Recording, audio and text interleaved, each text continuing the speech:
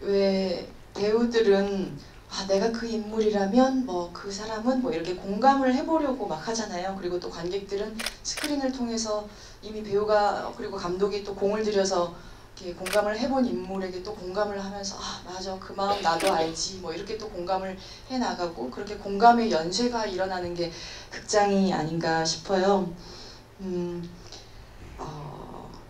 너무 멋있는 말인데요. 공감의 연쇄. 네. 우리 모두 공감의 연쇄에 연대하고 있는, 참여하고 있는 그런 마음으로. 네. 근데 저는 이 김시은 배우님 이 영화로 사실은 얼굴을 처음 뵀거든요. 그래서 그냥 배우에 대한 이전 기억이 없기 때문에 너무나 소위 같다. 저는 진짜 현장에 있는 학생 중 한 명을 캐스팅한 줄 알았어요. 너무 생동감 있어가지고. 그리고 그래서 이 사람의 심경 변화에 너무 잘 공감이 가는 거예요. 마이크를 드셨네요?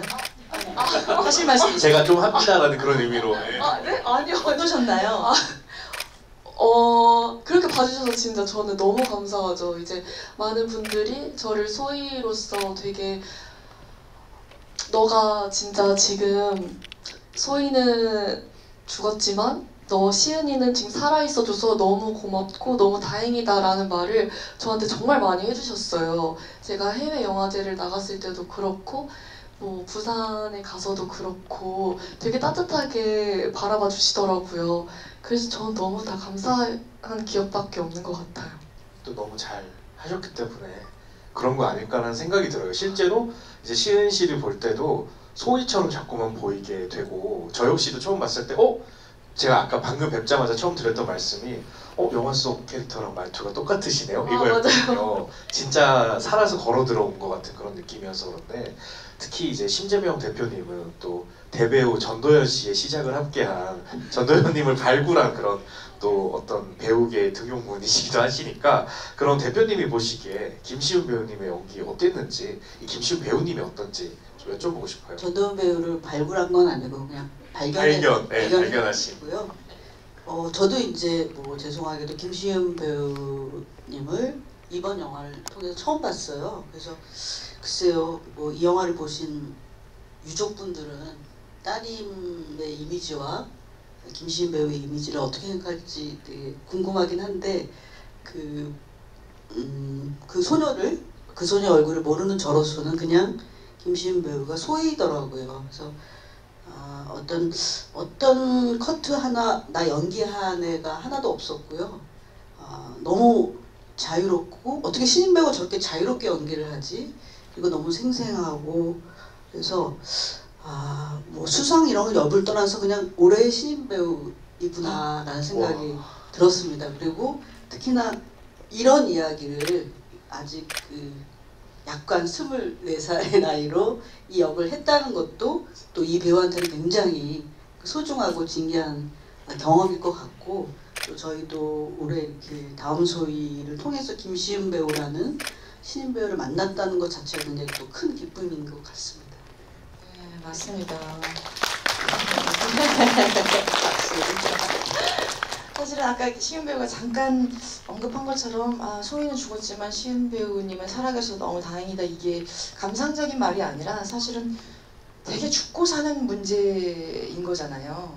거기 보면 뭐 소희는 죽었지만 소희의 친구도 술을 먹고 이렇게 토하고 이렇게 기도가 막힌 상태에서 병원으로 실려가기도 하고 어쩌면 아주 작은 사소한 일상들이 사실은 생사를 넘나드는 그런 절체절명의 어떤 위기 같은 감각이 들었는데 사실은 굉장히 어쩌면 관객들한테 낯선 배우이고 새로운 얼굴인데 그렇게 중요한 순간을 겪어내야 하는 인물로 어떻게 김시은 배우님을 섭외했는지 그리고 함께 작업한 경험은 어떠셨는지 여쭙고 싶네요. 네, 일단 너무 운이 좋았어요. 제가 사실은 우리 관객분들에게 완전히 새로운 얼굴로 소희를 만나기를 원했었고 당연히 엄청난 오디션을 봐야 될 거라고 각오를 단단히 하고 있었는데요. 정말 우연찮은 기회에 저희 조 감독님이 이 김시은 배우랑 함께 작업을 한 적이 있었는데 한번 만나보면 좋겠다. 가볍게.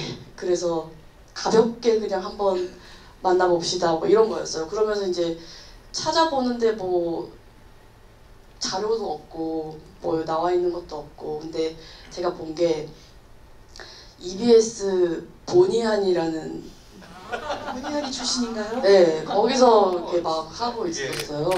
영망 있는 출신이에요. 예. 제가 거기서 공개 오디션을 봤었었죠. 네. 이제 그거를 보고 있는데 그 소녀가 막 이렇게 하는데 너무 이게 개구지다는 생각이 들었어요. 그리고 만나보고 싶다 이랬었고요. 그래서 그러고 이제 그냥 진짜 가볍게 한번 봅시다 하고 만났는데 저는 실제로 그 자리를 오디션이라고 생각하지도 않았고 그냥 어떤 이 일련의 이 캐스팅 과정의 스타트 정도로 이제 생각을 했었고 그러고 딱 앉아서 그냥 의뢰이 시나리오 어떻게 봤어요? 물어봤더니 소희가 세상에 꼭 나왔으면 좋겠어요 라고 하는 거예요.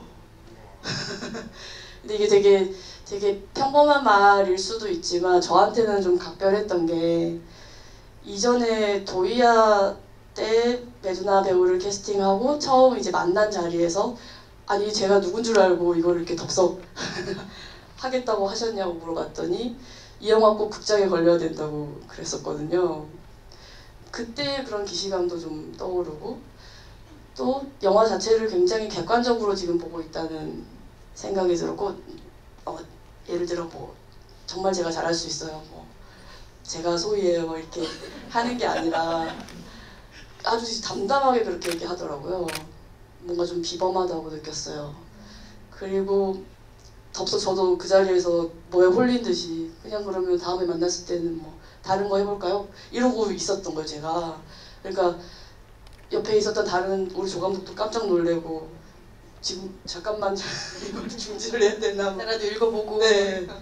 근데 전혀 그렇지 않고 어떤 확신이 들었고 저는 이제 그 자리에서는 제가 생각했던 그 소희를 찾았다 이렇게 생각했었는데 나중에 이제 돌이켜보면 그게 아니라 김시은이라는 배우가 그 자리에서 나에게 소희를 보여준 게 아닌가 네 그런 생각이 듭니다. 너무 고맙고 행운이에요. 제가 너무 네 정말 두 분 모두에게 행운이네요. 저도 어디 가서 써먹어야겠어요. 이 영화가 꼭 이렇게 감독님이 그런 멘트에 홀리시는구나라는 좋은 정보를 얻어가는. 네. 근데 참 그렇게 영화의 이 작품 자체에 사심이 없기 때문이 아닐까 싶어요. 이렇게 제안하시는 감독님도 정말 사심이 없고 그걸 읽은 배우도 정말 사심이 없어서 이렇게 두 분이 만날 수 있었던 게 아닌가. 근데 생각해보면요 저희 제작진, 저희 스태프들, 배우들 모두가 다 이런 자세였던 것 같아요. 지금 생각해보면 다 정말로 게다가 또 코로나가 한창 또 좀 심각할 때 한겨울에 촬영을 해야만 했었는데 그 상황 되게 엄중한 상황이었는데 그때도 한결같이 다 무사히 이 촬영을 마치고 꼭 영화가 세상에 나와야 된다. 네, 그게 좀 현장에서도 좀 압도적인 분위기랄까요? 그랬던 것 같습니다. 그것도 정말 행운이죠. 맞아요. 그러니까 사심이 없는 대신 야심으로 가득했던 완성에 대한 야심으로 가득했던 현장이 아니었나 그러네요. 싶네요. 야심 가득. 근데 그 사심 없다는 게 참 미덕인 것 같은 게 저도 뭐 한창 연극할 때 어떤 단편 영화에 섭외가 됐는데 사실은 영화에 큰 뜻이 없었어요. 그리고 단편 영화 찍으러 가도 크게 재미 모르겠다. 이게 은극에서 그냥 와 이렇게 연기하는 게 훨씬 재밌다. 근데 그 단편 영화를 찍으러 가서 이렇게 어떤 집을 빌려가지고 찍었는데 감독님 집에서 찍었어요. 아파트에서.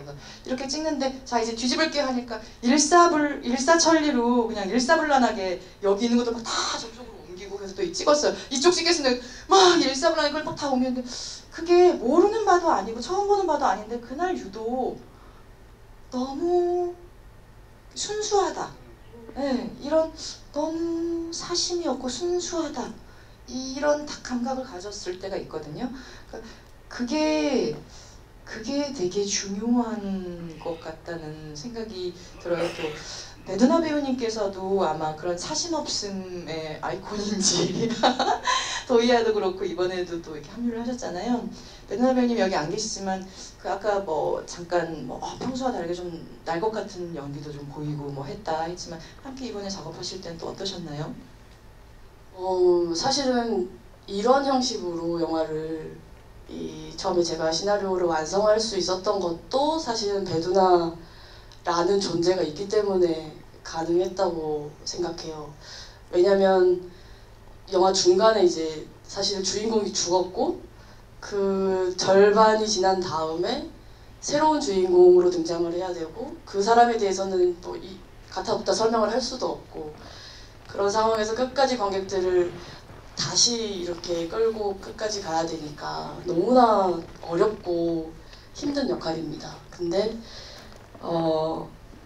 이렇게 영화를 만들어야겠다고 생각하고 그 자리에 배두나를 떠올리는 순간 훨씬 더 제가 뭐랄까요, 시나리오를 쓸 때도 더 신이 나고 이 사람이 표현해낼 유진의 그런 감정 그리고 그 세밀한 그런 표현들 이런 것들이 너무 막 기대가 되는 거예요. 그래서 물론 그런데 시나리오 쓸 때 뭐 당신을 생각하고 있습니다 하진 않았는데 심지어는 연락도 안 하고 한 7년 지난 다음이었으니까요. 그냥 이제 제 머릿속에서만 이렇게 하고 있었는데 다행히 이 시나리오를 보냈더니 또 이번에도 하겠다고 해주어서 네. 한편으로는 너무 낯선 형식이니까 주변에서 걱정도 많이 하시고 그랬었고 저도 이제 오랜만에 영화를 만드는 거기도 해서 좀 불안한 것도 있고 그랬는데 이 배두나가 이 영화를 선택했다는 이거 자체가 또 저한테 굉장히 큰 용기와 자신감을 주기도 하고 그래서 촬영하는 내내는 정말 물론 이 어려운 연기를 하는 배우 배두나이기도 하지만 또 전체 촬영 현장이랑 이 전체 우리 스태프들이랑 다 챙기고 하는 정말 강력한 동지였어요. 맞아요. 그 새로운 팀장 역할을 맡으셨던 최희진 배우님이 얼마 전에 저랑 이제 잠깐 만나서 식사를 하는 자리에서 배두나 배우님이 그 이름이 다 새겨진 그 현장에 앉는 의자가 있거든요. 이렇게 등산용품 같은 건데 거기에 배두나 드림 해가지고 최희진 배우님께 뭐 이렇게 해서 스태프들과 배우들에게 다 나눠줬다고 하더라고요. 그래서 집에서 그거에 앉아있다. 새로운 팀장님께서 지금 배두나 드림 의자에 앉아 계십니다. 부연 설명하면 그 예를 들면 이제 제작자로서 이렇게 스타들이 그 명망 있는 그런 배우들이 이런 저예산 독립 영화에 기꺼이 출연해주고 힘을 실어준다는 건 그 영화의 탄생을 가능하게까지 하는 것이거든요. 그리고는 현장에서는 그런 큰 또 힘과 버팀목이 돼줬고 그래서 정말 그런 면에서 배두나 배우가 정말 저 같은 영화 제작자 입장에서도 고마웠고 또 저런 스타 배우들이 더 많아졌으면 저예산 독립 영화에 직접 제작에 나선다거나 출연을 자청해서 영화의 탄생을 가능하게 한다거나 힘이 돼주는 그런 면면들이 더 많아졌으면 하는 생각을 다음 소위의 배두나 배우 보면서 생각을 다시 한번 하게 됐었어요. 맞아요. 저희한테 또 이렇게 친숙하고 이미 저 배우에 대한 신뢰가 있는 상태이기 때문에 유진으로 딱 등장했을 때도 그 순간을 딱 믿게 돼버렸던 것 같아요. 그래서 네, 참 그런 배우들의 노력이 또 필요하겠습니다.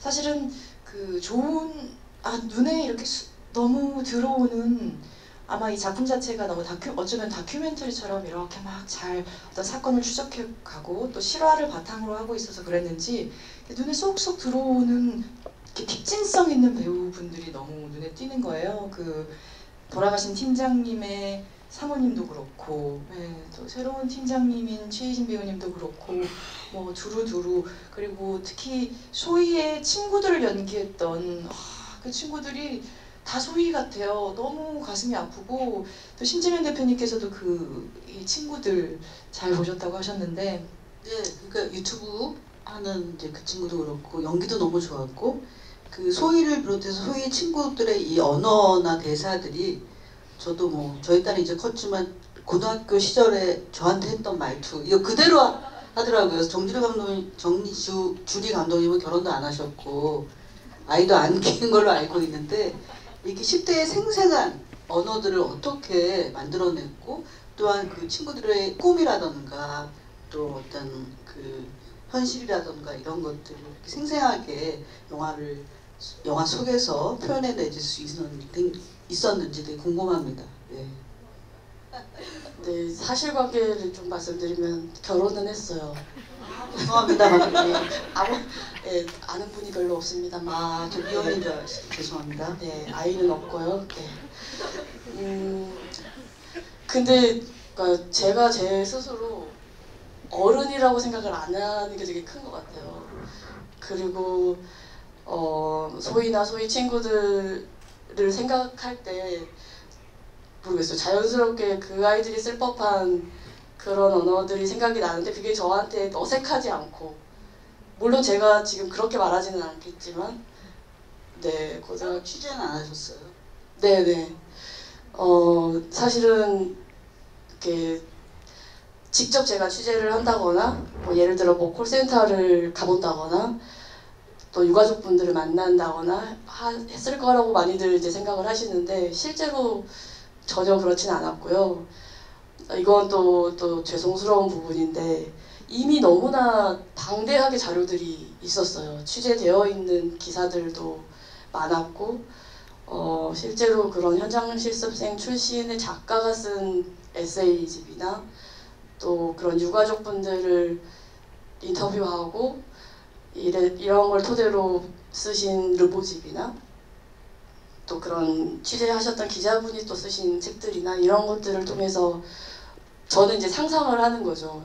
이 공간이 어떨지, 이 인물들이 지금 여기서 어떤 감정을 느낄지 그렇게 만들었습니다.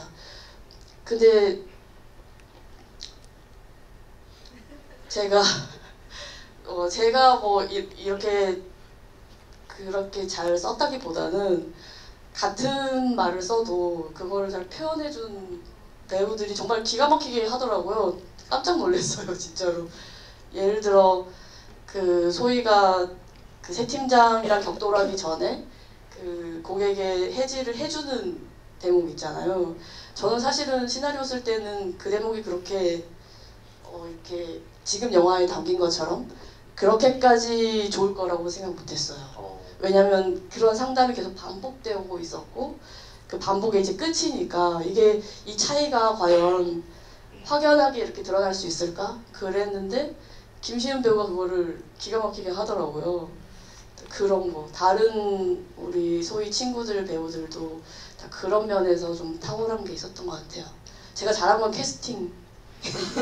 그것도 너무 훌륭한 뛰어난 능력이죠. 근데 말씀이 나와서 말인데 혹시 김시은 배우님 실제로 막 굉장히 괴로웠던 어떤 알바의 경험이나 내가 이 영화를 소화하기 위해서 이런 어떤 경험들을 살려봤다 하는 그런 인생의 대목들이 있었나요? 본의 아니 떨어졌을 때 돌림판 그때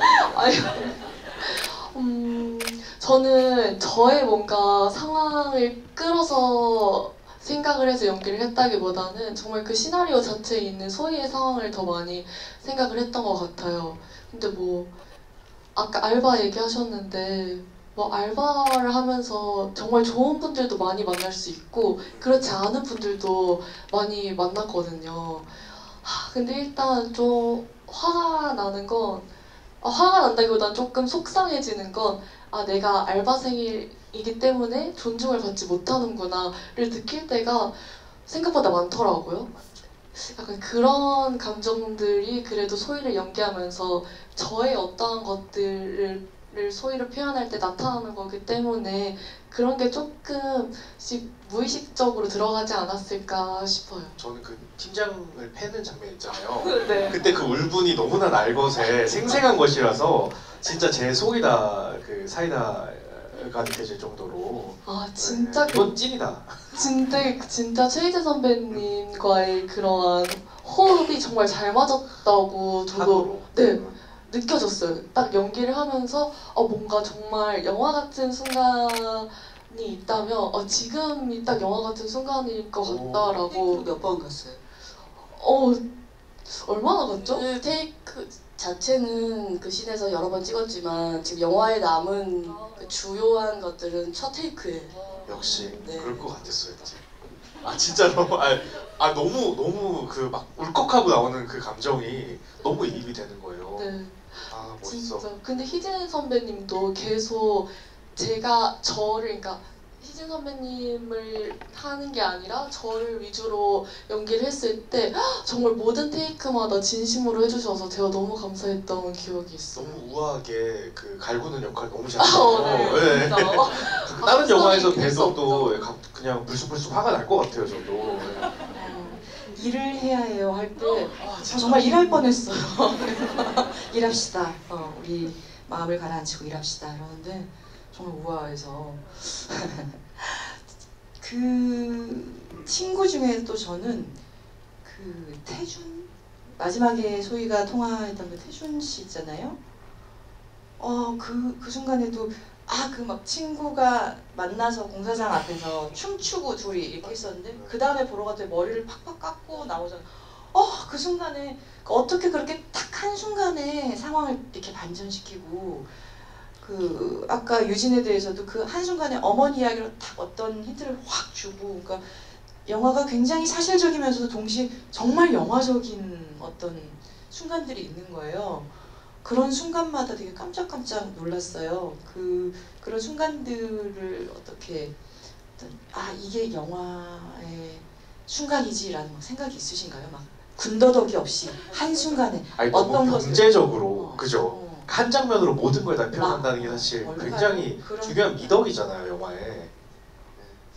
저 영화를 그래도 계속 공부하고 영화만 만드는 일만 해와서 그런지 그것만 하고 싶기도 해요. 그러니까 무슨 얘기를 할 때 그런 순간을 찾는 것이 가장 우선이고 영화를 만들 때도 언제나 그 생각을 합니다. 그리고 특히 근데 이번 영화에서는 워낙에 좀 드라이하고 사실적이고 이런 것들이 관객분들한테 크게 다가오니까 이제 그런 순간들이 조금 더 인상적으로 보이시는 것 같아요. 근데 또 한편으로는 시나리오 때부터 또 작은 규모로 찍을 수밖에 없으니까 경제적으로 해야 된다 하는 좋은 강박이 좀 있었습니다. 정말 경제적인 그런 면에서 예를 들면 태준 군하고 또 식사하는 장면에서 밥을 먹는 그 순간에 그 모든 고된 노동, 허기, 소외, 외로움, 폭력 이런 것들이 그 밥 먹는 장면에 다 들어가 있어서 더 이상의 설명이 필요 없는 거예요. 그리고 유진이 또 분노할 일 있으면 누군가한테라도 말하라고 나한테라도 하라고 했더니 막 울면서 고맙습니다라고 하는데 대사가 딱 하나인데 아이고 저기서 정말 그 절실했던 마음이 다 나타나는 게 진짜 대사도 잘 썼고 이런 생각이 들면서 저한테 그 장면이 정말 인상 깊었거든요. 소희가 나오지 않는 장면인데도 걔가 정말 소희 같고 각자 이렇게 인상적인 장면들이 관객 여러분들도 한번 떠올려 보시면 그 장면 나한테 너무 인상적이고 가슴 아팠어 혹은 너무 좋았어 뭐 이런 장면들이 아마 있으실 거예요. 여기 앉아 계신 패널분들은 어떤 장면이 좀 인상적이셨을까요? 네, 저는 그 소희가 이제 맨발에 슬리퍼를 신고 겨울에 물속으로 걸어 들어가는 장면을 보여주지 않아요. 카메라가 점점 위로 올라가서 결국은 소희는 화면 안에 보이지 않거든요. 맞죠, 감독님? 제가 그래서 오히려 보여주지 않음으로써 더 물속으로 걸어 들어가는 소희를 상상하게 되는 굉장히 영화적인 장면이라고 생각했어요. 그래서 그게 너무 좋았고요. 그리고 이제 유진이 소희가 갔던 곳을 찾아다니는데 처음에 그 가게에 들러서 소희가 앉았던 테이블에 앉아서 맥주를 시키고 또 소희 때처럼 똑같이 이게 그림자가 들어오는 것 같은데 거의 데칼코마니처럼 소희의 장면과 유진의 장면이 겹쳐지는 연출적 의도. 근데 그것이 저는 유진이 소희한테 마음을 포개는 장면이라는 생각이 들었어요. 그래서 그 장면도 굉장히 이미지적으로 또 탁월한 연출이라는 생각이 들었고 또한 유진과 소희라는 인물을 다시 한번 생각하는 그런 이제 장면이었다는 생각이 들었습니다. 예. 저 같은 경우는 그 아까도 얘기하셨는데 자살한 팀장 그 와이프분 아내분께서 연기 너무 뛰어나시잖아요. 근데 그 소희가 장례식장에 왔을 때 거기서 아무도 못 오고 있는 거 아니에요? 라고 하는 그 대사, 그게 너무 문학적으로 충격적으로 좋았어요. 저는 약간 계속 영화적으로 왜 좋은지 말씀을 하셨으니까 문학적으로 저 그런 대사들이 진짜 소름 끼치는 거예요. 아 맞다, 아무도 못 오고 있는 그 상황을 알고 있고 이것이 무엇인지 다 판별하고 있는 유가족의 모습이 확 드러나서 좋았고, 그 뒤에도 왜 그 새 팀장이 이럴 때일수록 더 잘해야 돼, 인상 피고 앉아요, 이참에 앞만 보고 가자, 이런 대사가 나오는데 그게 되게 우아한 언어잖아요. 실제로 배우님께서는 매우 우아하게 연기를 하셨고, 근데 그 우아한 언어로 너무나도 참혹하고 비인간적인 행위잖아요. 지금 너무 괴로워하고 있는 애한테 이런 얘기를 한다는 게, 그래서 아 이게 진짜 훌륭한 대사다 라는 생각을 하면서 저는 계속 기억에 남을 것 같아요. 네. 이렇게 우아하게 폭력을 가하는 사람을 잘 쓸 수 있는 정주리라는 감독은 어떤 감독인가, 네, 이런 생각을 해보게 되었습니다. 김시은 배우님도 찍으면서 너무 안타깝다, 가슴 아프다 이런 장면, 혹은 영화 보면서 내가 등장하지 않지만 너무 인상적이다 이런 장면 있을까요? 저는 적당히 좀 하십시다 라는 그 장면을 처음 봤을 때 정말 인상 깊었어요. 아 진짜 그치, 다른 사람들은 어쩌면 그렇게 생각할 수도 있지. 내가 만약에 소희가 아니고 그냥 나도 사회에 나가서 이런 일들을 겪었을 때 나도 어쩌면 똑같은 사람일 수도 있겠구나 라는 생각이 딱 들게 한 말 같은 거예요. 그래서 인상 깊었어요. 제가 시나리오를 딱 읽었을 때는 그냥 그렇구나 했는데 영화를 보니까 딱 느껴지는 그 장면이 되게 좋았던 것 같아요. 사실은 이런 한 장면 한 장면 너무 가슴 아프거나 인상적인 장면도 많지만 아마 이 영화를 처음부터 끝까지 이렇게 설계하시고 또 계속해서 이끌어 가셨던 감독님께서는 이게 한 개인의 이야기나 어떤 한 개인의 아픔에 머물지 않고 이게 사회 전체의 구조나 시스템의 문제로 확장되기를 바라셨던 것 같아요. 그래서 그걸 계속 추적해가는 유진이라는 인물을 설정하신 것도 그랬을 것 같고, 어떠셨나요? 감독님께서는 좀 이걸 찍으면서 어떤 점에서 좀 참담한 순간도 있었을 것 같고, 어떤 면에서는 좀 희망을 본 순간도 있었을 것 같은데, 이 작품을 통해서 관객분들이 어떤 희망 혹은 어떤 메시지 혹은 어떤 절망을 함께 나누길 바라셨나요? 시작할 때부터 지금 이 순간까지 돌이켜보면 가장 참담했던 순간이, 저희가 한참 이제 촬영 준비를 하고 있었어요. 그때가 2021년 가을입니다. 10월 말쯤이에요. 그때 이제 촬영이 임박해 오고 있는 이제 그런 상황인데, 아까 대표님 말씀하셨던 여수에서 그 요트 바닥에 있는 따개비를 따다가 죽은 일이 발생을 했어요. 여수는 제 고향이기도 하거든요. 그 뉴스를 딱 보고 진짜 이루 말할 수 없는 그 감정이 들더라고요. 근데 그때 그 사건 자체도 너무나 충격적이지만, 그때 제가 그 참담함을 느꼈던 건 앞으로 벌어질 일들이었어요. 이게 분명히 또 엄청나게 화제가 되고 뉴스가 되고 사람들이 다 또 이 얘기를 하고, 하지만 얼마 지나지 않아서 또 이런 일이 또 일어날 것 같은 그런 기분? 아니나 다를까 그 이후에 난리가 났고, 심지어는 교육부 장관이 나와서 사과하고 대통령이 빨리 뭐 대처하라고 또 지시도 하고 그런 일들이 벌어지고, 하지만 또 그냥 다른 뉴스에 또 묻히고 하는 그런 대목들이요. 그게 지금도 그 순간을 떠올리면 너무나 힘든데요. 어쩌면 그 전에도 우리는 비슷한 뉴스들을 들었으니까요. 그래서 꼭 영화로 만들고 싶은 이유도 있었거든요. 이 일을 비록 이제 허구의 이야기가 되겠지만 그래도 관객분들 마음속에 이렇게 잊어버릴 수 없는 인물, 잊어버릴 수 없는 이름 그렇게 계속 좀 살아갔으면 좋겠다. 현실의 아이들은 없지만 그런 생각 그리고 이제 영화를 완성하고 공개를 하고 관객분들을 이렇게 만날 때마다 제가 느끼는 거는 나는 이제 영화의 힘을 믿고 우리 스태프들 배우들도 뭔가를 할 수 있을 거야. 영화가 갖는 힘이 있으니까 하고 열심히 만들었지만 제가 생각했던 것 이상으로 관객분들이 받아들여 주시고 마음 아파해 주시고 하는 걸 느껴요. 그래서 참 과분하다고 생각하는 요즘이기도 합니다. 실제로 지금 국회에서 물론 감독님께서 어떤 정치적인 특단의 조치를 위하여 취해지기를 바라는 마음에서 이 영화를 제작하신 건 아니겠지만 실제로 국회에서 지금 다음 소위 방지법 제정이 이렇게 이야기가 되고 있다고 하더라고요. 그 결과는 더 지켜봐야 되겠지만 한 영화의 힘이 한 컨텐츠의 힘이 이렇게까지 미칠 수 있구나 하는 생각이 또 들었습니다. 이 지금 다음 소위가 해외 영화제에서도 사실은 많은 관객분들을 만나고 있어요.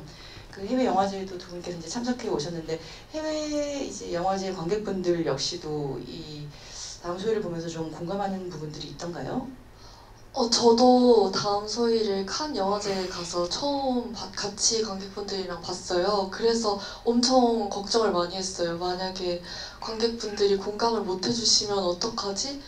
저는 이 다음 소위라는 영화 자체가 그래도 뭔가 한국 사람들이 조금 더 잘 이해할 수 있는 영화라고 좀 오만하게 생각을 했었던 것 같아요. 근데 막상 관객분들이랑 영화를 보는 그 순간에 정말 같이 웃기도 하고 울기도 하고 막 이러면서 분노도 하고 이러시더라고요.